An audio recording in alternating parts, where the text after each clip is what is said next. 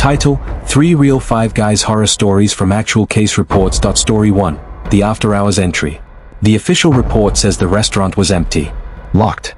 Closed. Cleared. But the audio recording picked up 2 voices inside. And only one of them belonged there. The case was logged just after 2 a.m. in a quiet commercial strip outside Columbus. Police were responding to what should have been a routine call: trespassing at a closed restaurant. The caller admitted it himself. Male, mid-20s. No fixed address. No criminal history. Just desperate. According to his statement, he hadn't eaten in nearly 2 days. He wasn't looking for trouble that night. Just food. The Five Guys location had already shut down hours earlier. Lights off. Chairs flipped onto tables. The kind of silence that settles in after a long shift, heavy, complete. But something caught his attention. The back door. It wasn't fully closed. It moved slightly with the wind, tapping softly against the frame. A hollow, rhythmic knock. He stood there for a while, debating. He later told officers, "People think hunger just hurts. It doesn't. It changes how you think." So he stepped inside. The kitchen smelled fresh. Not like leftovers. Not like a place that had been closed for hours. It smelled active. Grease still warm. Salt in the air. The faint metallic hum of equipment cooling down. Then he noticed the grill. Still warm to the touch. That detail made him hesitate. Because according to the store's logs, everything should have been powered off at least an hour earlier. He called out once. No answer. So he moved deeper into the kitchen. Carefully. Quietly. Opening drawers. Checking surfaces. And then, he found food. A burger, still wrapped in foil. Fries in a tray. A half-finished milkshake sitting beside the prep station. Not discarded. Not forgotten. Placed. He didn't question it. He ate. Later, he would describe that moment in a way investigators noted as emotionally unstable but sincere. It felt like I wasn't supposed to find it, but it was left for me anyway. He was halfway through the meal when he heard it. A sound. Soft. Irregular. At first, he thought it was the building settling. Pipes. Air vents. Something normal. But then it happened again. A voice. Not clear enough to understand. But unmistakably human. Low. Muffled. Like someone speaking from behind a wall. He froze. Listened. The sound came from deeper inside. Near the storage area. Every instinct told him to leave. But curiosity, mixed with adrenaline and fear, pushed him forward. The hallway leading to storage felt tighter than it should have. Like the space itself had narrowed. The light above flickered once. Then steadied. He reached the storage door. It was slightly open. He pushed it gently. Inside, everything looked normal. Shelves stocked. Boxes aligned. No sign of movement. But the sound didn't stop. It changed. From speaking. To breathing. Slow. Measured. Close. Too close. He turned around quickly. Nothing behind him. But this is where the case takes a turn. Because the audio recording recovered later captured something he didn't consciously register in that moment. A second set of footsteps. Not echo. Not delay. Separate. Walking just behind him. Matching his pace. Investigators enhanced the audio multiple times. The pattern was consistent. Every step he took was followed by another. Half a second later, he started backing out of the room. Heart racing. Breathing uneven. His shoulder hit a metal rack. It clanged loudly. The breathing stopped. Complete silence. And then, a short sound. Not loud. Not exaggerated. A laugh. Dry. Close. Right beside him. He ran. Dropped everything. Left the food. Didn't look back. Security footage shows him exiting through the back door at exactly 12:49 a.m. Alone. Police arrived shortly after. They searched the entire building. Nothing. No signs of forced entry. No additional footprints. No disturbed inventory. Everything was exactly where it should be. Except for one thing. The kitchen logs. They showed the grill had been active at 12:38 a.m. 5 minutes before he entered. No employees were scheduled. No one had access. And then there's the audio.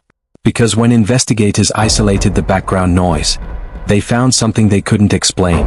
A voice. Clear. Close. Not the caller. Saying just 4 words. Don't leave yet. The case was officially closed as trespassing with possible auditory hallucination. But one detail was never addressed in the final report.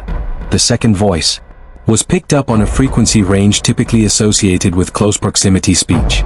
Meaning, whoever said it was standing right next to him. And according to the footage, there was no one there. And if that sounds disturbing, the next case was witnessed by employees, wide awake, and backed by official incident reports. Story 2. The customer who never entered. He walked in during closing like any normal customer. But there's one problem investigators still can't explain. There is no footage of him entering the building. This case took place during a late-night shift at a Five Guys location in Leeds. Time, 10:52 p.m. 15 minutes before closing. Inside the restaurant, everything was routine. 3 employees on shift. 1 at the register. 2 in the kitchen. Cleaning had already started. The last customers had left. The atmosphere had shifted into that quiet, end-of-night rhythm. Machines humming, distant traffic outside, fluorescent lights buzzing overhead. Then something small happened. So small, no one questioned it at first. The front door never made a sound. No bell. No creak. No rush of cold air. But suddenly, there was a man inside. He stood near the soda machine, facing away from the counter, completely still. One of the employees, identified in the report as Liam, noticed him first. At a glance, nothing seemed off. Just another late customer. So Liam called out casually, "Hey, we're closing in a bit." No response. The man didn't move, didn't shift his weight, didn't even acknowledge the voice. That's when Liam felt it. That subtle, instinctive discomfort. The kind you can't explain, but your body reacts to it anyway. Another employee stepped out from the kitchen. Now both of them were watching. The man slowly lifted his hand, as if holding a cup. But there was nothing in it. Security footage later confirmed this detail. His hand was empty, but he tilted it toward his mouth, like he was drinking. Liam approached him. Closer now. Close enough to speak directly. "Sir, you good?" The man turned. What Liam described next was repeated almost word for word by both employees. There was nothing wrong with his face, but something about it didn't match. His expression lagged. He smiled, but not at the right time. Like the emotion came a second too late, or too early. And his eyes, they didn't lock onto anything. Not Liam, not the room, just drifting. Then he spoke. Immediately, without hesitation. "I've already been served." Liam froze. There were no orders on the screen. No receipts printed. No interaction recorded. The system was empty. The employees exchanged a quick glance. That silent kind of communication that says, something's not right. Trying to stay calm, Liam walked back to the counter. Pulled up the camera feed. Scrolled back. Nothing. No one entering. No door opening. No shadow. No reflection. Just an empty restaurant. Until suddenly, he was there. Liam turned back toward the man. And his stomach dropped. Because the man had moved. Now he was behind the counter. No footsteps. No sound. No time to cross that distance. Just there.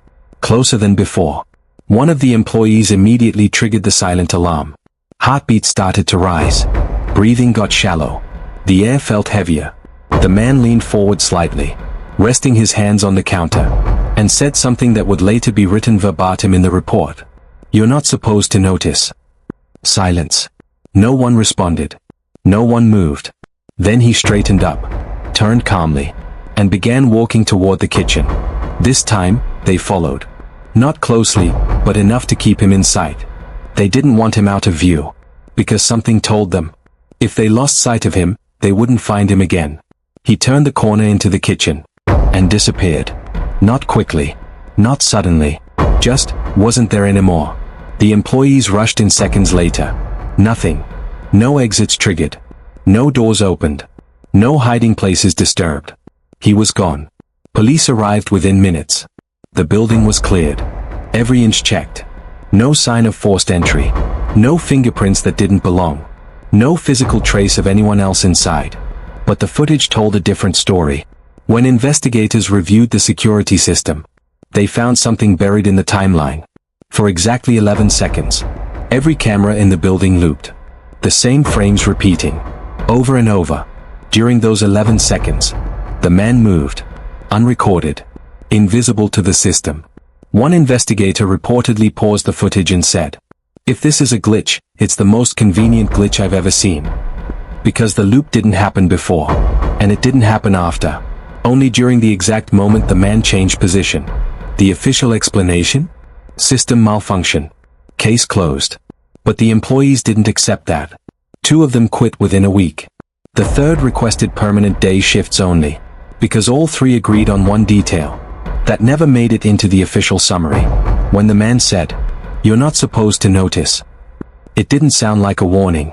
It sounded like a mistake. Like he wasn't supposed to be seen at all. But the final case didn't involve strangers. It involved someone who was already inside. Someone who had been there the entire time. Story 3, the extra employee. There were 5 employees scheduled that night. 5 uniforms. 5 name tags. 5 people on payroll. But when the shift ended, 6 people clocked out. This case was logged internally before being quietly dismissed at a Five Guys location in Vancouver. No police report was ever made public. No official investigation beyond internal review. But the digital records still exist. And they don't add up. It was a normal evening shift. No incidents. No complaints. No unusual customers. 5 employees on duty. Confirmed by scheduling software. Confirmed by management. Confirmed by payroll. Everything about the night followed routine. Orders came in. Orders went out. Cleaning began around closing. Nothing stood out. At least, not at the time. The first sign something was wrong didn't come from a person. It came from the system. At 11:07 p.m., the final closing procedure began. Employees lined up one by one to clock out using their ID badges. Each scan made the same sound. A soft, electronic confirmation. Beep. 1, 2, 3, 4, 5. And then, beep. A 6th scan.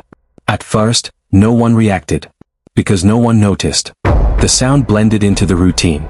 Just another end-of-shift noise in a long day. But the system noticed. An automatic flag appeared. Unregistered badge activity. The closing manager paused. Looked at the screen. Looked at the team.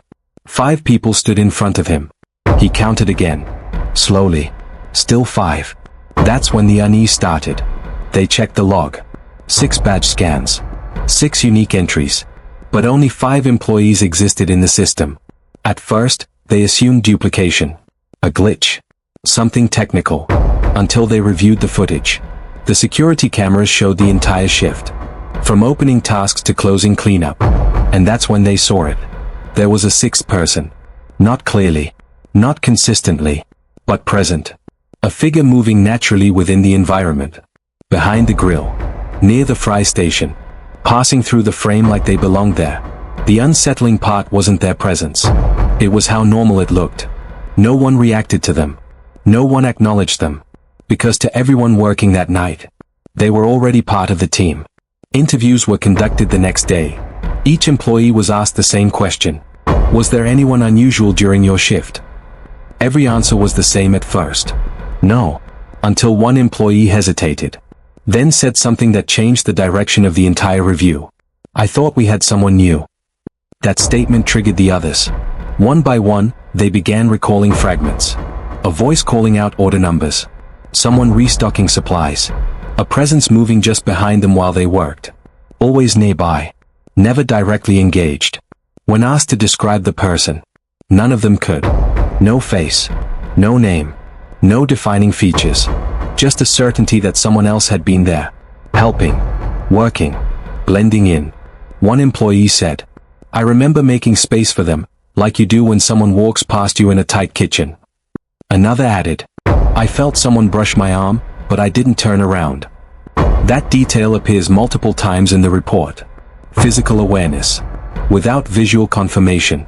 The footage became the focus. Investigators slowed it down. Frame by frame. And the pattern became clear. The 6th figure only appeared under specific conditions. Reflections. Peripheral angles. Moments when no one was looking directly at that part of the frame. In one clip, the figure stands beside an employee at the prep counter. Close enough to touch. In the next frame. Gone. No transition. No movement. Just absence. But the most disturbing moment happens at the very end of the footage.